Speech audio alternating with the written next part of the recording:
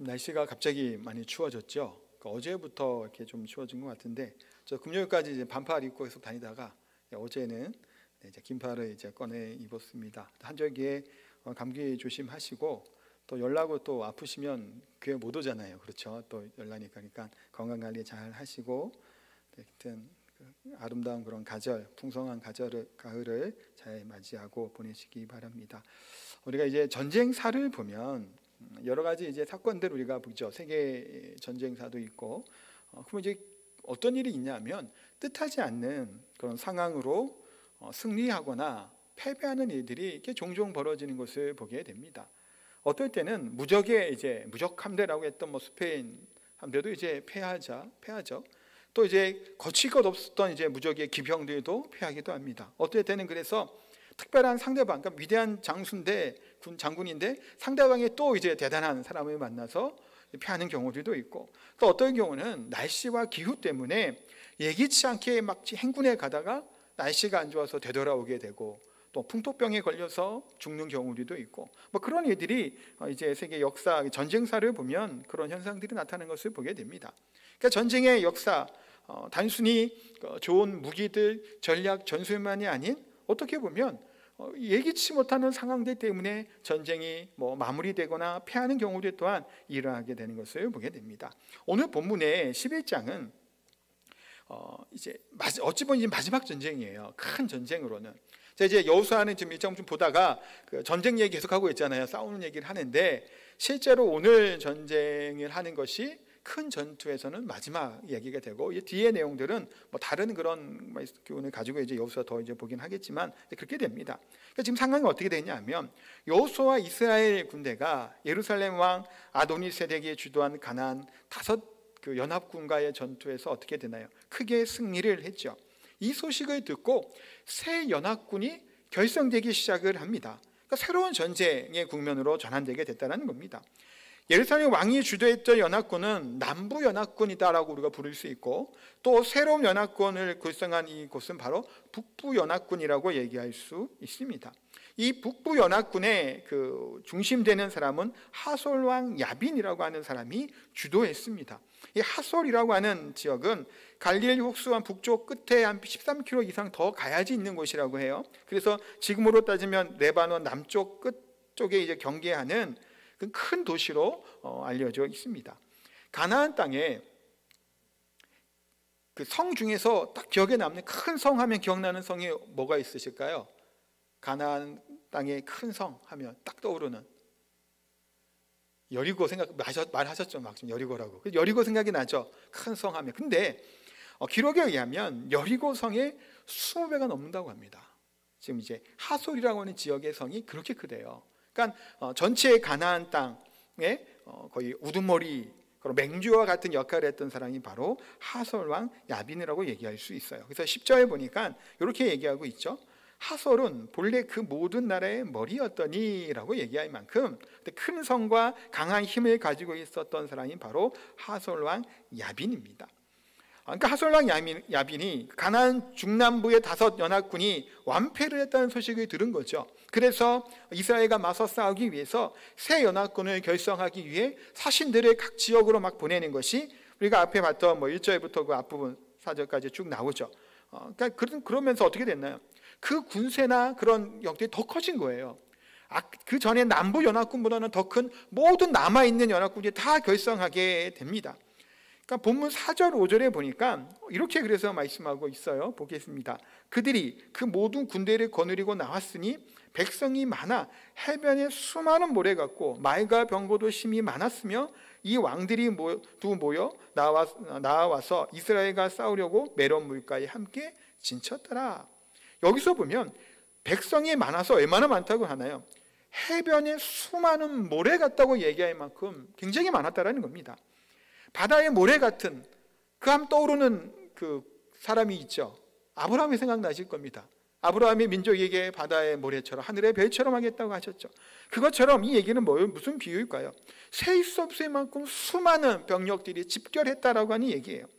이스라엘을 압도하는 병력을 갖고 있었다라는 겁니다. 우리가 이런 생각을 할 수 있어요. 이스라엘의 그런 싸울 수 있는 장정이 몇 명이라고 성경은 기록하고 있나요? 60만 명 이상이 되지요. 그럼 60만 명이 다 싸울까요? 아니에요. 그냥 막연히 그냥 그런가 보다 생각하기 전에 생각해 본 게 아니죠. 우리나라 군 병력이 몇 명인가요? 육군이 한 60만 명 정도 된다고 하죠. 그 우리나라 인구의 그 몇 명이 지금 군사로 있는 건가, 군인으로? 그거 생각해 보시면 60만 명 정도의 그런 장정이 싸울 수 있는 사람이 그 정도 인원이면 거기에서도 가리고 뽑았겠죠. 싸울 수 있는 사람들로. 또 지난번에 잠깐 말씀드린 것처럼 이 공격하는 지금 게 아니라 어찌 보면 그러니까 자기 진지라고 성이 없죠. 제대로 된 게. 이스라엘 백성들이 길갈에 진을 치고 거기에 모여 있습니다. 그러면 방어하는 병력도 있어야 될 것이고 남녀들이 다 전투에 동원될 수는 없는 거예요. 그 60만 명 중에서도. 그러니까 지금 이스라엘 그 군사보다 훨씬 더 월등히 많은 그 병력을 가지고 이들이 모였다라는 것을 보게 됩니다. 그런데 숫자적으로만 많았을 뿐만이 아니라 말과 병거도 많았다라고 성경은 기록하고 있습니다. 요세푸스라고 그 1세기 그 유명한 역사학자의 말에 의하면 당시 그들에게 정예 보병이 30만 명이 정도 되었다고 하고 기병 또한 1만 명 정도, 또한 이제 병거 부대도 2만 명 정도 되었다라고 이제 추론을 합니다. 그러니까 지금 남부 연합군보다 북부 연합군의 그 병력의 수가 훨씬 더 많은 것이고 수십만 명의 대군을 이끌고 전쟁을 하려고 지금 모였다라고 볼 수 있습니다. 특히 앞서 얘기할 때는 남부 연합군과의 전투에서는 뭐가 얘기가 없었나요? 병거란 얘기가 없죠. 말과 병거란 말이 빠져 있었습니다. 근데 지금은 북부역은 수많은 병력을 가지고 있었을 뿐만이 아니라 병거 또한 가지고 있었다고 성경은 말합니다. 그러니까 병거라고 하는 것은 주전 한 1500년경에 근동 지역에서 가장 중요한 이제 그 전투를 할 수 있는 병기로 이제 사용됐던 것이 바로 병거입니다. 애굽에 이 병거가 많았다고 기록되어 있죠. 근데 가나안 땅에도 수많은 병거를 가지고 있었다고 해요. 여호수아 17장 16절에 보니까 이런 말씀이 있습니다. 같이 한번 보겠습니다.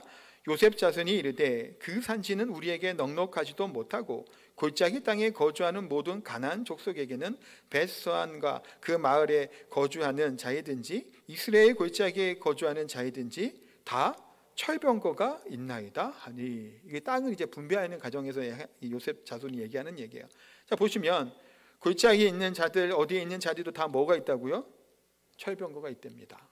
그러니까 큰 족속이든 작은 족속 할 것 없이 그런 좋은 무기를 가지고 있었던 겁니다. 근데 그냥 병거도 아니라 뭐라고요? 철병거예요. 철병거. 당시에 이스라엘의 문명은 어느 문명이었을까요? 청동기 문명이에요.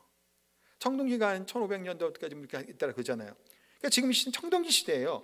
그런데 지금 이들은 이미 지금 뭘 하고 있다는 거예요? 철을 사용하고 있다는 겁니다. 그렇다면 물론 이 전차가 전체가 철이 아니어서, 그러니까 바퀴 있는 부분이 다 철로 된 것은 아니에요.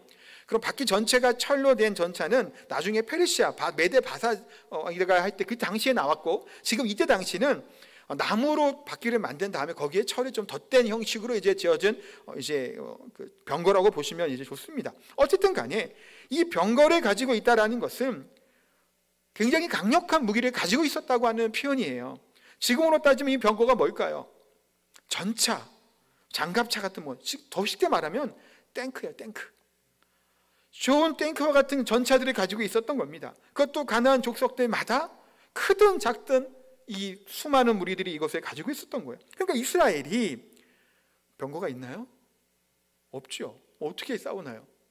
싸워서 이길 수 없는 그런 상황의 전투력을 가지고 있었고 병력이 있었던 것이 바로 가나안 북부 연합군의 모습이었다고 성경에서 말씀하고 있는 겁니다. 우리나라도 1950년 6월 25일 무슨 일이 있었나요? 북한의 기습적인 남침이 있었습니다. 우리가 잘 알고 있는 것처럼 당시의 병력의 숫자를 보면 한 10만 명 정도 됐다고 합니다. 둘 다 비슷했다고 해요, 병력 수는. 근데 장비의 차이가 있었죠. 북한군은 전차가 242대가 있었다고 합니다. 근데 한국은 몇 대가 있었을까요? 빵대예요. 전차가 한 대도 없었답니다. 또한 북한에는 공군 전투기도 211대가 있었다고 해요. 여기에 이제 연락기를 초하면 230몇 대까지 있었다고 얘기가 있는데, 어쨌든 그 정도 있는데 한국은 연락기를 빼면 전투기는 0대였습니다. 탱크란 전차도 없었고 전투기도 없었던 상황에서 북한의 기습적인 남침을 겪게 됐던 우리나라가 어떻게 되나. 그래서 3일 만에 서울을 함락되게 되고 속수무책으로 밀려나게 되는 것을 우리가 잘 알고 있습니다. 그만큼 이 전차라고 하는 탱크라고 하는 무기는 당연할 수가 없었던 것이죠. 북한은 소련으로부터, 당시 소련으로 무기를 공급받아서 무장을 한 상태로 내려왔던 것이고 우리는 그럴 만한 무장 병력이 있지 않았습니다. 그런 것처럼 오늘 본문의 가나안 족속이 이런 탱크와 같은, 전차와 같은 그런 철 병거를 가지고 있었기에 이스라엘 백성들이 그들과 대적해 싸운다고 하는 것이 쉽지 않았다는 겁니다. 어찌 보면 그냥 싸워서는 불가능할 만큼 그들이 우리는 메뚜기 때 같다라고 얘기하는 그 얘기가 현실적으로 볼 때는 그게 맞는 얘기일 수 있는 상황이 전력의 차이가 컸다라는 겁니다. 뿐만 아니라 5절에 보니까 이렇게 얘기하고 있죠. 이 왕들이 모두 모여 나와서 이스라엘과 싸우려고 메론 물가에 함께 진쳤더라. 이들이 또한 이렇게 병거와 좋은 무기를 가지고 있어서 뿐만이 아니라 협력하고 단결해서 함께 한마음이 되어서 이스라엘을 물리치자, 그들의 선멸하고 다 몰아내자라고 굳은 결의를 가지고 그들이 모인 겁니다. 한 족속 하는 것도 사실 쉽지 않을 텐데, 좋은 병거를 가지고 무기를 가지고 있는. 그런데 메론 물가에 다 모여서 전쟁을 준비하고 있었던 겁니다. 이것을 보면 어떤가요? 지금 이스라엘이 전쟁을 하고 전투를 계속 하는데 상대가 점점 어떤가요? 점점 강해지고 있죠. 처음 여리고성을 점령할 때 이스라엘 백성들이 한 게 뭔가요? 하고 그냥 탐성 지르고 그냥 하나님이 그냥 무너뜨려 주신 거잖아요. 다 하나님이 하신 거 그냥 깃발 꽂은 것밖에 없죠. 여리고는. 아이성은 작은 성이었으나 패했습니다. 치욕을 당했죠. 다시 전략을 짜고 하나님의 도우심으로 승리하게 되고, 그 다음에는 그 대략을 들고 나왔죠. 그들이 기브온 족속들이 속여서 하친을 맺게 되고, 그 다음에 남부 연합군이 꾸려져서 예기치 못하고 생각하지 않았던 전쟁 가운데 몰리게 됐던 것이 이들의 모습이었습니다. 그런데 지금 북부 연합군은 그보다 더한 겁니다. 더 많은 숫자가 모였고 더 좋은 무기를 가지고 있었습니다. 산 넘어 산이라고 하는 말을 아시죠? 지금 이스라엘 백성들 입장에서는 지금 산 넘어 산이에요. 그러니 산에 헤쳐나아갔더니 더 큰 산이 맞고 있는 겁니다. 점점점 산이 높아지는 거예요. 지금 그런 어찌 보면 좀 이 어려움과 절망적일 수 있는 상황이죠. 근데 어려움을 극복하고 나아갔더니 더 큰 어려움이 있는 겁니다. 돌파했더니 더 큰 난간에 봉착해 있었던 겁니다. 너무 힘든 상황일 수 있겠죠. 그런데 놀라운 것은 뭘까요? 점점 상대는 강해지고 더 강한 힘든 전투를 해야 되는데 전투마다 하나님께서 놀랍게 승리를 보장해 주셨다는 겁니다. 승리하게 만들어 주셨다는 사실이에요. 여호수아 이스라엘 백성들 이번에도 총력전을 펼친 겁니다. 그래서 기습작전에 감행하게 되죠. 7절 말씀을 같이 읽겠습니다. 이에 여호수아가 모든 군사와 함께 메론 물가로 가서 갑자기 기습할 때에, 갑자기 들이닥칩니다. 이 갑자기 들이닥칠 눈 깜빡하다라고 하는 말에서 나온 단어예요. 갑자기 들이친 거예요. 그 얘기는 병력이 적은 군사가 많은 군사를 이기기 위해서는 기습만큼 좋은 방법이 없다고 하죠. 전략적으로 기습을 하게 됩니다. 그런데 이렇게 신속하고 기습할 수 있었던 이유 중에 하나는 뭘까요? 당시 가나안 지역은 여러 도시 국가들이 연합한 상태였죠. 지금 현재 그러니까 도시 국가들이 많았던 그런 것이 가나안 지역이었어요. 그러니까 연합군이 꾸렸다고 해도 뭐가 필요할까요? 다 달라요. 다른 사람들끼리 모인 겁니다. 그러면 전략 전술을 다시 해야 되겠죠. 지휘 체계를 다시 다져야 되는 것이 필요한 겁니다. 그러니까 어느 정도의 시간이 필요한 거예요. 모여갖고 이제 전쟁 준비를 하기 위해서. 그러니까 이들 입장에서는 뭐 조금 준비하는 기간이 필요했던 거고, 또 이스라엘 입장에서는 반대로 그 허점을 노려서 북부 동맹군의 체계를 정비하기 전에 기습 공격을 한 것이 바로 오늘 본문의 내용입니다. 이들이 왜 이렇게 방심하고 또 있었을까요? 남부연합군도 방심했잖아요. 또 이들이 방심합니다. 왜 그러냐면 멀리 떨어져 있기 때문이에요. 그냥 먼 것도 멀리. 지금 보시면 길갈이라고 가운데 보이죠? 이스라엘 백성들은 길갈에 진을 치고 있어, 길갈에 모여 있었다는 겁니다. 남부연합군이 지금 지난주부터 다 격파하고 이긴 다음에도 또다시 길갈로 돌아갔습니다. 거기에 진을 치고 있었던 거예요. 그러니까 쭉 보라색 줄 보면 싸운 메론 강이 보이죠? 그 위에 이제 하솔이라고 하는 것이 보이는데 그 얼마나 먼가요? 지금 보세요. 지금 뭐죠? 지난번에 길갈에서 이제 예루살렘 그쪽 가는 것보다 더 멀어요. 사실 기본 좀 가는 지역보다 굉장히 먼 거리에 있었기 때문에 한 5일 이상 걸린다고 합니다. 빨리 가도. 그러니 이들이 충분히 그 정도의 시간이면 될 거라는 생각을 가지고 준비하고 있었던 거예요. 그런데 이들이 이런 방심하고 좀 대정비하고 있을 때, 여유 갖고 있을 때 하나님께서 이스라엘 백성들에게 말씀하신 겁니다. 또한 이들이 진격하여 나아갈 때 불이 나게 밤새 또 진군했겠죠. 하며 갈 때 하나님이 뭐라고 말씀하시나요? 내일 이맘때에, 6절에 말씀하는 겁니다. 내일 이맘때에 그들을 너희 손에 붙여주겠다. 그들을 너에게 주겠다는 겁니다. 그러니까 이스라엘 백성들은 뭐 한 건가요? 그 하나님의 약속만, 주신 말씀만 의지하여서 그들을 타격하고 밤새 나아갔던 것을 보게 됩니다. 메rom 전투에서의 큰 승리는 이유가 원인이 어디에 있을까요? 하나님의 도우심이죠. 하나님이 그들에게 이기게 하셨다는 겁니다. 또한 여호수아의 전략과 전술뿐만 아니라 이스라엘 군대의 용기, 그것들이 합쳐져서 놀라운 큰 전쟁에서의 그런 전가를 거두게 된 것을 보게 됩니다. 그리고 여기서 중요한 것 중 하나가 뭘까요? 전쟁에 승리했습니다. 근데 이 정복 전쟁을 하는 이 큰 전쟁에서 어찌 보면 이제 이 전쟁이 결정적인 전쟁이에요. 모든 연합군 다 물리친 거잖아요. 나머지는 이제 지역적인 전투가 이제 남아있을 뿐이에요. 근데 남부 연합군 간의 전투에서는 하나님이 뭘 이적을 보여주셨나요? 하늘에서 뭐가 떨어졌죠? 우박이 떨어졌죠. 하늘의 해와 달이 멈추는 일들이 일어나게 됩니다. 그래서 이스라엘 백성들이 기적적인 이적을 보고 승리하게 됩니다. 근데 하나님께서는 지금 북부 연합군 간의 전투에서는 뭘 해주셨을까요? 어떤 기적적인 이적적인 일들이 일어나게 됐을까요? 우리가 읽지 않는 뒷부분에 뭐가 대단하게 나올까요? 안 나옵니다. 다만 하나님은 이렇게 말씀하셨을 뿐이에요. 6절 다시 한번 읽겠습니다. 여호와께서 여호수아에게 이르시되 그들로 말미암아 두려워하지 말라. 내일 이맘때에 내가 그들을 이스라엘 앞에 넘겨주어 몰살시키리니 너는 그들의 말 뒷발의 힘줄을 끊고 그들의 병거를 불사르라 하시니라. 아멘. 하나님은 이 말만 하신 겁니다. 두려워하지 말라. 내가 그들을 너희에게 넘겨주었다. 이 말씀만 한 거예요. 지금 하나님은 산 넘어 산, 점점점 어려운 전투와 전쟁이 있을 때마다 하나님은 여호수아와 이스라엘 백성들에게 말씀하셨습니다. 두려워하지 말라. 내가 너와 함께하겠다. 그들이 너희에게 주겠다라고 용기와 힘을 주셨죠. 더 큰 난간이 있었고 어려움이 있었는데도 그럼에도 불구하고 하나님의 승리하게 하여 주셨습니다. 그런데 이 하나님께서 오늘 본문에서는 더 이상의 기적과도 같은 이적적인 현상을 보여주지 않습니다. 더 이상은 하나님의 그런 특별한 이적을 보여주실 필요가 없는 상황에 처하게 됐다는 겁니다. 이게 무슨 현상일까요?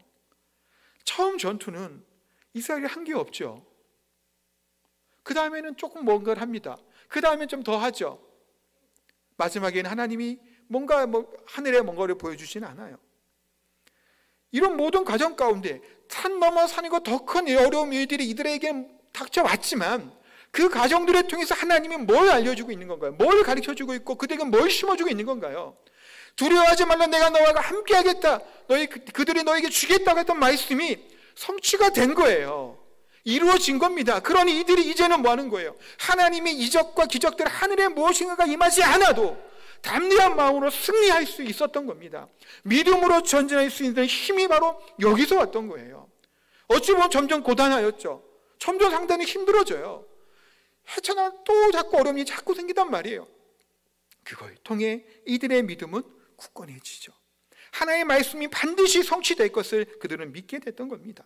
기적적인 현상과 하나님의 도움이 없었어도, 그러니까 하나님의 도움이 없었다는 얘기는 도와주지 않았다는 얘기가 아니에요. 제 얘기가 직접적인 무엇인가 우박이 떨어지고 불이 떨어지고 번개가 치고 하는 것이 없는 상황에서도 그들은 믿음의 힘이고 순종의 힘으로 이 전쟁에서 승리할 수 있었다는 겁니다.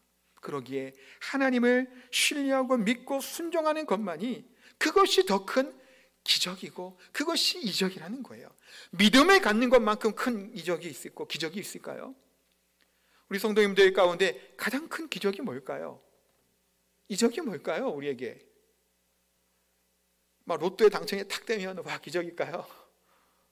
가장 큰 기적적인 것은 내가 하나님을 믿는다라는 사실이에요. 어떻게 믿어요, 하나님을? 여러분들, 하나님 보셨어요? 못 보셨잖아요. 하나님이 누구야, 하나 종태가 부르나요? 아니잖아요. 어떻게 믿나요? 하나님 믿는 믿음이 그 가운데 있는다는 사실만큼 기적적인 일이 있나요? 보지 아니하고 들리지도 아니하는데도 불구하고 우리가 믿음을 갖게 하나님 하셨단 말이에요. 그 믿음만큼 기적이 없습니다. 이스라엘 백성들에게, 지금 이들에게 이 전쟁에서 가장 중요한 것, 하나님이 그들에게 믿음을 주셨죠. 신뢰하고 순종하는 힘을 주셨다는 겁니다. 하나님께서 친히 이들과 싸워서 이기셨다고 말씀합니다. 8절에 보니까 여호와께서 그들을 이스라엘 손에 넘겨주셨기 때문에 승리원이 여기 있는 거예요. 그들을 격파하고 큰 시돈과 이렇게 쭉 얘기하죠. 그 다음에 한 사람도 남기지 아니하고 쳐 죽였다라고 8절에 말씀하고 있습니다. 갑자기 기습하고 총력전을 펼칠 수 있었던 기습 작전이 주요했던 것도 있겠으나 그 이전에 뭐가 있다고요? 하나님이 그들을 넘겨주셨고 이기게 하셨기 때문에 그들에게 큰 승리를 거둘 수 있었다는 겁니다. 그랬듯이 이번에도 승리의 열쇠는, 승리의 비결은 어디에 있는 걸까요? 하나님께 있다는 겁니다. 가나안 정복의 결정적인 전투 속에서 우리가 할 수 있는 것, 그것은 전쟁에서의 승리는 병력의 수에 많고 적음이 있지 않다는 겁니다. 병기의 우위에 있는 것도 아니라는 거예요.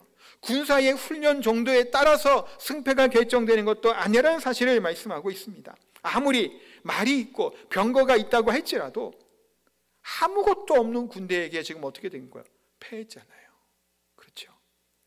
그 많은 병사가 있었고 병거도 있었고 말도 있었는데 속수무책으로 좀 패해버렸습니다. 전쟁의 승리는 애굽심이나 단결심 그런 것들로만 된 것도 아니라는 겁니다. 가나안 족속이 이들을 땅에 내주지 않기 위해 애쓰고 애썼죠. 지키고 뭉쳤습니다. 어떻게든지 방어해내려고 했죠. 그럼에도 불구하고 그들은 졌습니다. 승리의 비결은 우리 하나님께로부터 오는 것인 줄 믿습니다.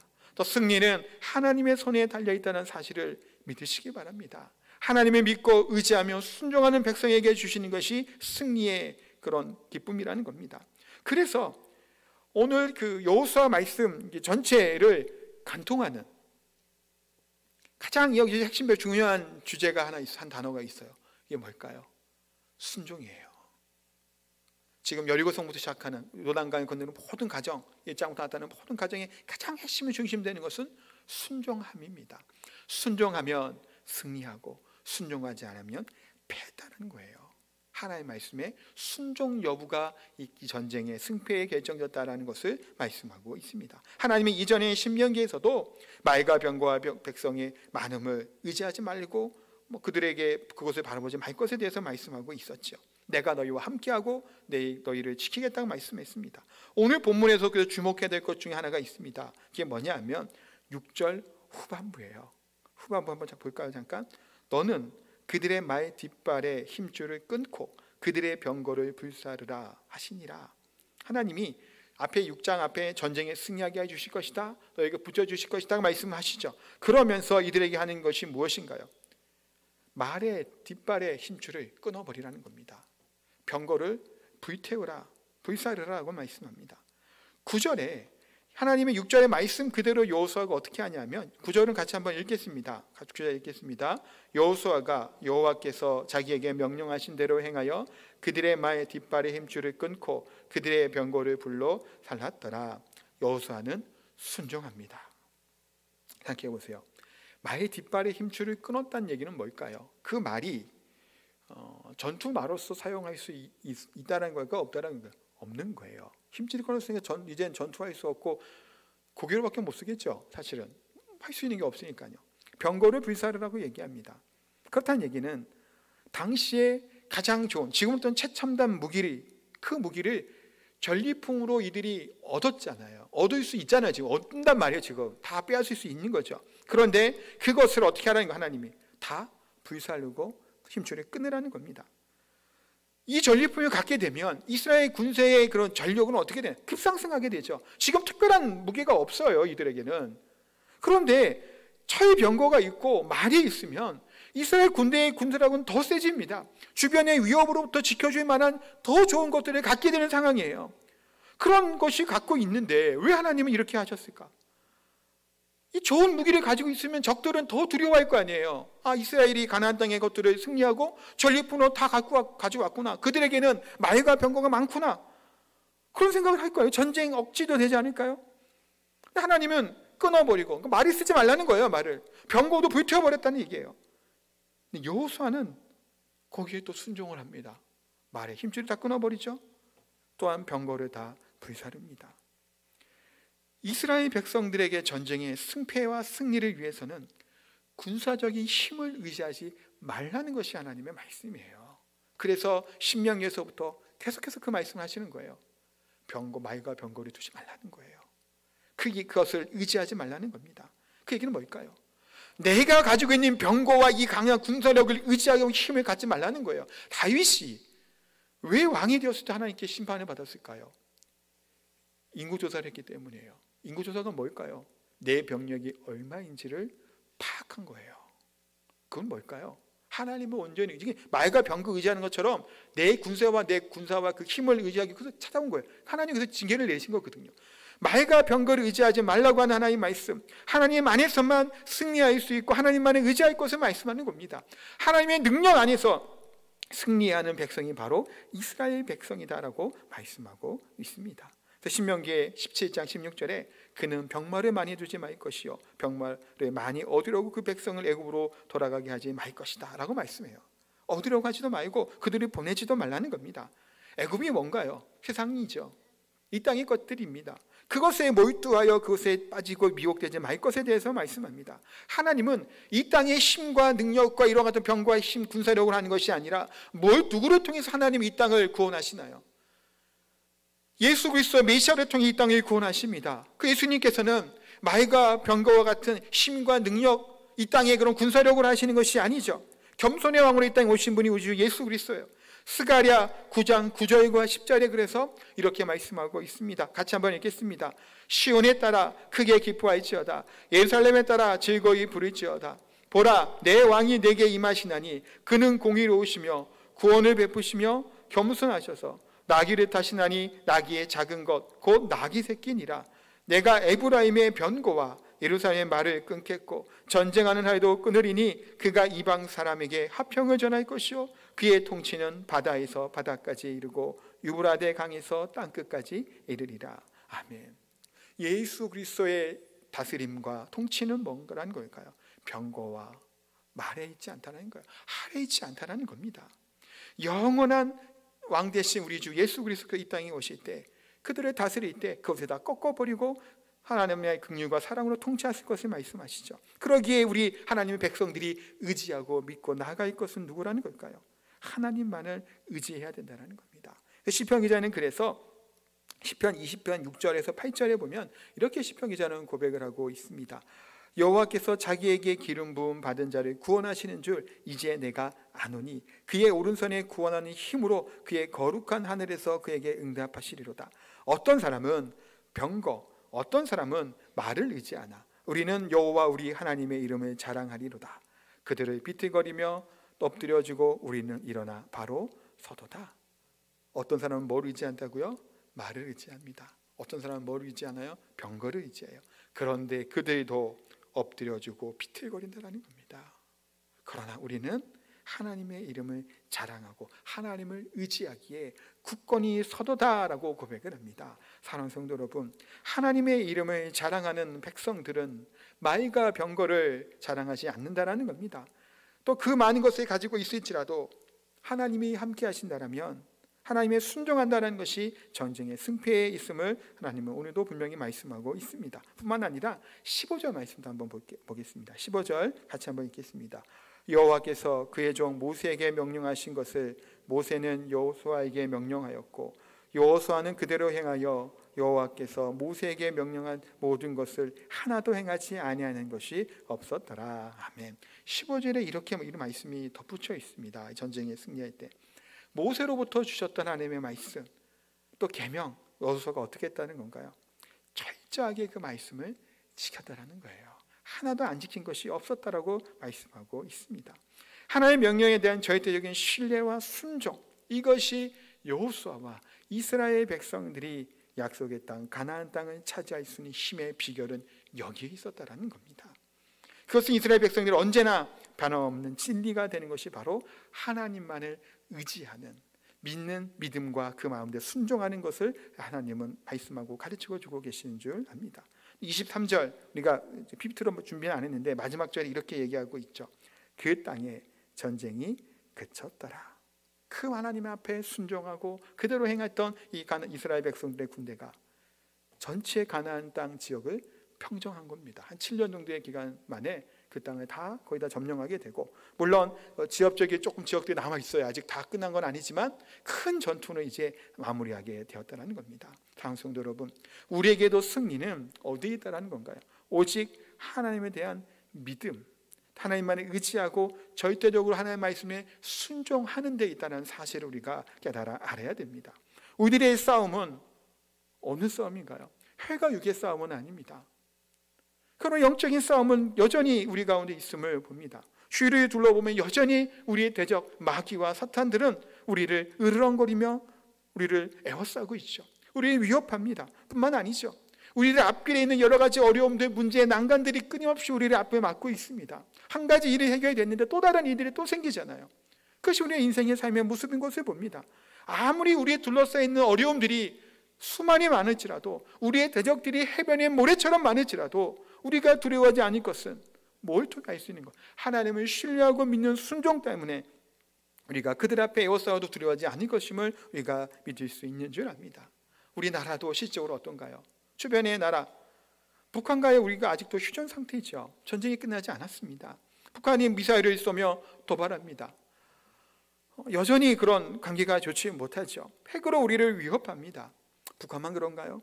주변 나라들이 어떤가요? 우리를 위협하는 나라들이 참 많습니다. 경제적으로도 우리를 옥죄할 수 있는 나라들이 많죠. 강대국의 틈바구니 있어요. 미국하고 중국하고 싸우면 우리는 어떻게 해야 될까요? 이 가운데 끼어 있었잖아요. 예전에 사드 문제 때문에 중국이 이제 무역 제재 가할 때 얼마나 사실은 힘들어하는 기업들이 많았는지 모릅니다. 일본도 마찬가지죠. 세계 경제 1, 2, 3위가 우리 주변에 있어요. 미국, 중국, 일본. 그런데 경제적으로 사실은 이게 쉽지 않은 가운데 있습니다. 그러나 우리 주변의 나라들이 좋은 무기와 군사력은 아무리 많이 우리를 압도한다고 할지라도, 경제적으로 우리를 압박한다고 할지라도 우리가 우리 하나님의 이름만에 자랑하고 그 이름을 의지하고 또 하나님의 말씀에 순종한다면 어떠한 외부의 압력들과 위협이 있을지라도 우리가 굳건히 서게 될 줄 믿습니다. 하나님만이 우리 편 되어주신다면 아무리 강력한 무기와 힘을 가지고 있을지라도, 참담 무기를 가지고 있을지라도 우리가 아닌 그들이 비틀거리고 흔들릴 줄 압니다. 얼마 전 어제 이제 대선 후보 경선 TV 토론을 설교 준비하다가 잠깐 이렇게 한번 보게 됐는데 또 그 얘기를 하는 거 제가 좀 들었어요. 핵무장에 대한 부분을 얘기를 잠깐 하더라고요. 핵을 가지고 있어야 전쟁에 억지력을 가질 수 있다라고 주장을 합니다. 또 한편으로는 또 일리가 있기도 하죠. 북한만 핵 갖고 있으니까 우리도 그냥 좀 가지고 있으면, 그 말은 그거예요. 핵이 있으면 도발을 못한다는 겁니다. 근데 핵이 없으면 숙이고 들어갈 수밖에 없다는 게 전략적인 무기죠. 그러니까 핵을 무장하는 것이 필요하다는 얘기를 하기도 해요.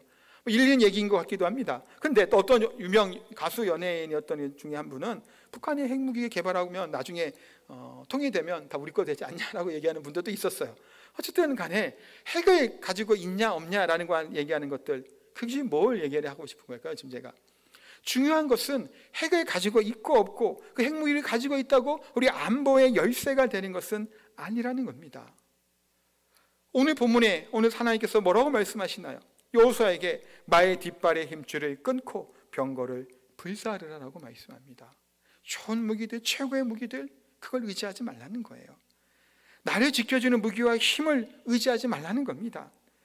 이 세상의 무기들, 때로는 돈이겠고 권력이고 명예이고 힘이겠죠. 권세들이에요. 그것을 의지하지 말라는 겁니다. 우리가 지금 묵상하고 보고 있는 예레미야 말씀 보면 어떤가? 지금 이제 망하기 직전이고 이제 망합니다. 이번 주에 보면 이 남유다가 왜 망했을까요? 하나님의 말씀 불순종한 것이죠. 또 그들은 항복하라고 하는 예레미야의 얘기를 듣지 않습니다. 바벨론에게 항복하라고 하는 듣지 않아요. 그들은 뭘 의지했을까요? 애굽을 의지합니다. 애굽이 자신들을 지켜줄 것을 믿었던 거예요. 그럼 애굽이 지켜주나요? 못 지켜줍니다. 강대한 애굽 제국도 바벨론 앞에 무너지게 되죠. 주변에 있던 팔레스타인 지역의 연합군을 꾸려서 바벨론에 대결하고 맞서려고 했으나 그들 모두 다 바벨론 앞에 무릎을 꿇고 있습니다. 그들의 힘들이, 주변의 정세들이 지키지 못한다는 것을 보게 된다는 겁니다. 그러기에 우리의 삶의 승리의 비결도 하나님만을 의지하고 그 말씀에 순종하는 것이 우리의 삶의 승리의 비결인 줄 믿습니다. 이 세상의 수많은 방법들 다 좋은 것도 좋겠죠, 물론. 그러나 우리의 중심 가운데 철저하게 해야 될 것은 오늘 전쟁을 통해서 여호수아 말씀을 통해 주신 것처럼 승리의 비결은 하나님의 말씀에 순종하는 줄 믿고 그와 같이 하나님의 말씀을 의지하고 순종의 삶으로 승리하는 삶을 살아가시게 되는 저 우리 성도님 되시기를 예수님 이름으로 축복하고 기도합니다. 우리 찬양하겠습니다. 세상 흔들리고